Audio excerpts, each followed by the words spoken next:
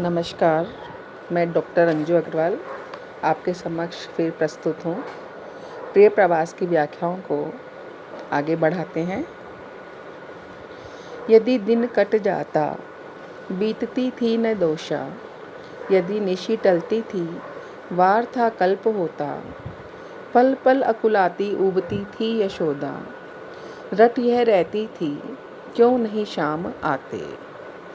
यहाँ पर अयोध्या सिंह उपाध्याय अपने प्रिय प्रवास महाकाव्य में माता यशोदा की व्याकुलतापूर्ण स्थिति का वर्णन करते हुए कह रहे हैं कि अपने लाडलों की प्रतीक्षा करते हुए माता यशोदा जैसे तैसे अपना दिन तो बिता लेती थी, व्यतीत कर लेती थी, लेकिन दोष यानी रात्रि उनकी नहीं बीतती थी।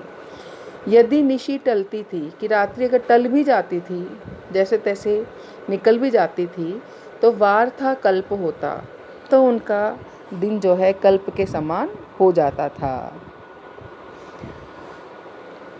पल पल अकुलाती उबती थी यशोदा, रट यह रहती थी क्यों नहीं श्याम आए, कि उनका पल पल सिर्फ यही आकुलता और व्याकुलता रहती थी उनके हृदय में कि क्यों नहीं श्री कृष्ण आ रहे हैं, क्यों नहीं उनसे वो मिल पा रही हैं। मतलब श्री कृष्ण के प्रतीक्षा जो है उनके लिए बहुत ही उबाने वाली थी, आकुल करने वाली थी, व्याकुल करने वाली थी, परेशान करने वाली थी।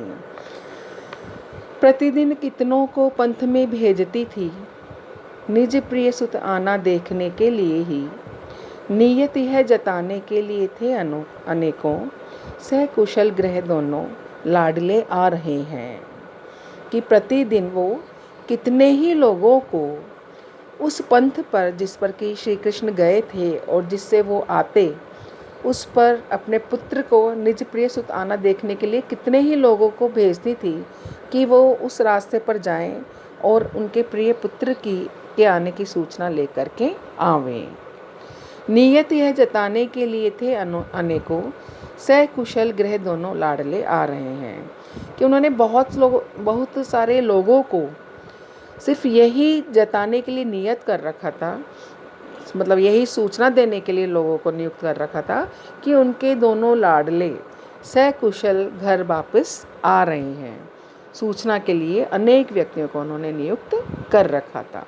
तो यहाँ पर माता यशोदा का जो वात्सल्यपूर्ण हृदय है वो हमको दिखाई देता है कि कैसे मातृ हृदय अपने पुत्र को देखने के लिए उसकी प्रतीक्षा में व्याकुल है, आकुल है। कैसे उनका दिन अपने पुत्रों के बिना बेचैनी में, परेशानी में, अकुलाहट में निकलता है।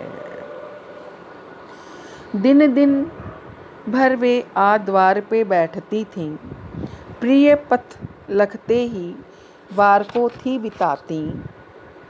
यदि पथिक दिखाता तो यही पूछती थीं, मम सुत ग्रह आता क्या कहीं था दिख आया।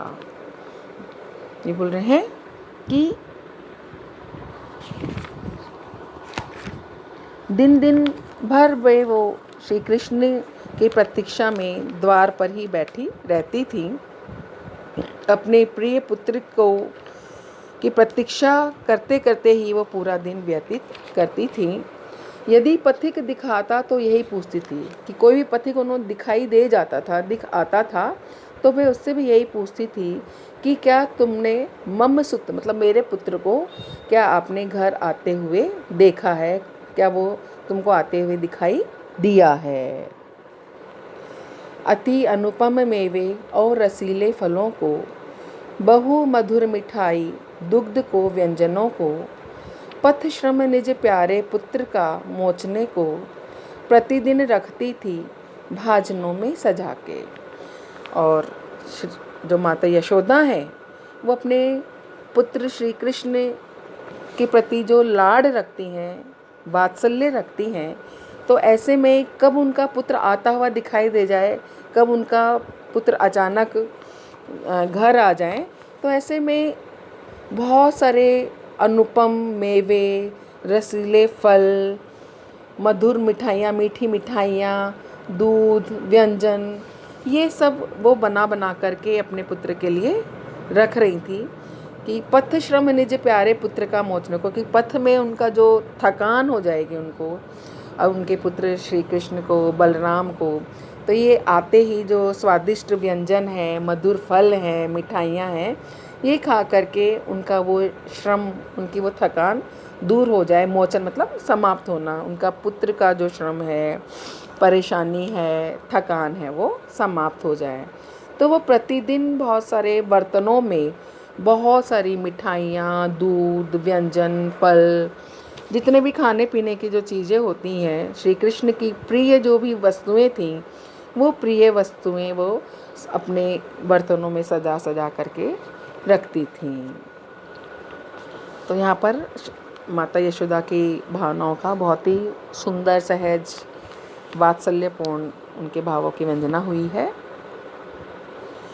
जब कुंवर न आते वार भी बीत जाता, वह तब बहु दुख पाके बांट देती थी उन्हें थी। दिन दिन उर में थी वृद्धि पाती निराशा, तम निबिड़ दृगों में सामने हो रहा था। लेकिन बहुत उत्कंठा से सारा दिन दरवाजे पर प्रतीक्षा करती रहती माता यशोदा, और जब कुंवर उनको आते हुए दिखाई नहीं देते और सारा दिन व्यतीत हो जाता, तब बहु दुख पा के बांट देती उन्हें थी। तब श्री कृष्ण के नहीं आने से बहुत दुखी, व्याकुल होकर के जो चीज़ें थी वो खराब ना हो जाएं, तो वो फिर उनको, लोगों को बांट देती थी। दिन दिन उर में थी वृद्धि पाती निराशा, कैसे एक एक दिन श्री कृष्ण के, बलराम के ना आने पर उनका हृदय बहुत ही निराश होता जा रहा था, हृदय में निराशा बढ़ती ही जा रही थी। तम निबिड़ दृगों में सामने हो रहा था, और उनके आँखों के सामने अंधकार मानो बहुत ही गहन होता जा रहा था, गहरा होता जा रहा था। बहुत निराशा उनके हृदय में बढ़ती जा रही थी। जब पूर्ववनिता आ पूछती थी संदेशा, तब मुख उनका थी देखती उन्मुना हो। यदि कुछ कहना भी वे चाहती थीं, न कथन कर पाती, कंठ था रुद्ध होता।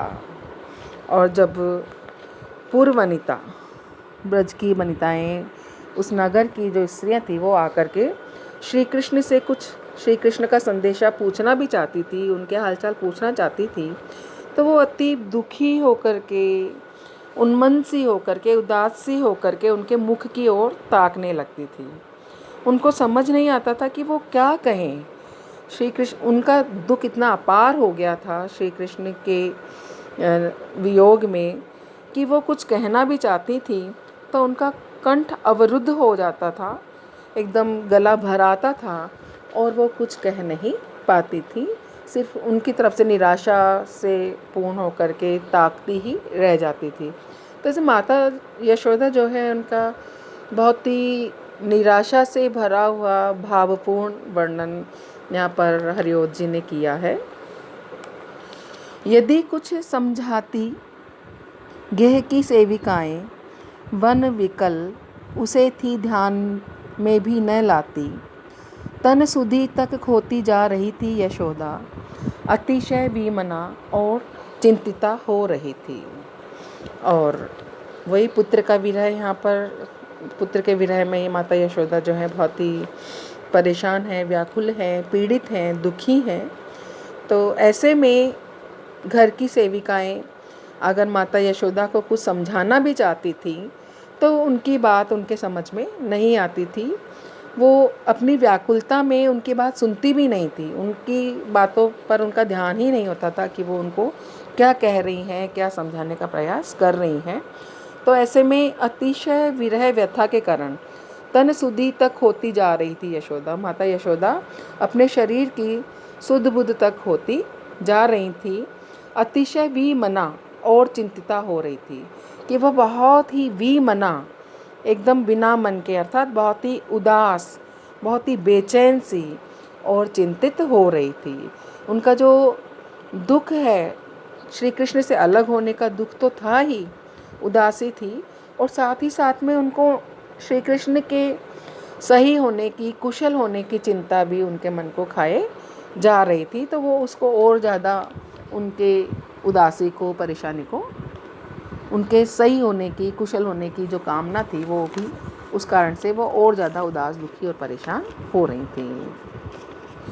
यदि दधी मथने को बैठती दासियां थी, मंथन रब उन्हें था चैन लेने न देता। यह कह कह के ही रोक देती उन्हें वे, तुम सब मिलके क्या कान को फोड़ दोगी। और जो माता यशोदा हैं वो इतना परेशान, बेचैन थी कि उन्हें किसी भी प्रकार की कोई ध्वनि नहीं सुहाती थी। उन्हें सिर्फ ये लगता था कि कोई उनको अपने पुत्र श्री कृष्ण के आने का संदेश दे दें। तो ऐसे में बाहर की जो भी ध्वनियाँ थी वो उन्हें बड़ा बेचैन करती थी।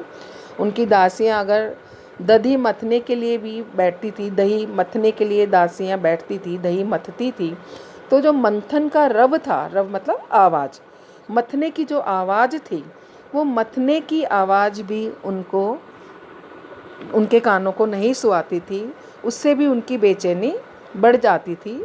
और ऐसे में वो उन दासियों को दही मथने के लिए भी उनको रोक देती थी कि तुम दही का मंथन मत करो, दही मत मथो, तुम्हारी इस आवाज़ से मेरे कान फट रहे हैं। और इतना एकदम चिढ़ कर के कहती थी कि तुम सब मिल कर के क्या मेरे कानों को फाड़ दोगी। तो एकदम कान फूटने वाली स्थिति उनको दही मथने की भी लगती थी। कि दही मथने की जो सुंदर अच्छी आवाज़ लगती थी जब सुखद दिन थे, तो वो सुखद दिनों में दही मथने की अच्छी मधुर आवाज़ भी इस समय उनको कान फोड़ वाली लग रही थी कि क्या तुम मुझको मेरे कान फोड़ दोगी, मुझे बहरा कर दोगी। तो इस प्रकार से माता यशोदा जो हैं उनकी उदास और चिंतित दशा का वर्णन यहाँ पर हरिओत जी द्वारा किया गया है। और माता यशोदा श्री कृष्ण के वियोग में बहुत ही चिंतित है, उदास है, परेशान है। और उन्हें श्री कृष्ण के अलावा कोई चीज़ उन्हें इस समय सुख नहीं दे रही, सुकून नहीं दे रही। हर चीज़ से वो परेशान है। इसके आगे हम अगली बार अगले व्याख्यान में पढ़ेंगे। धन्यवाद।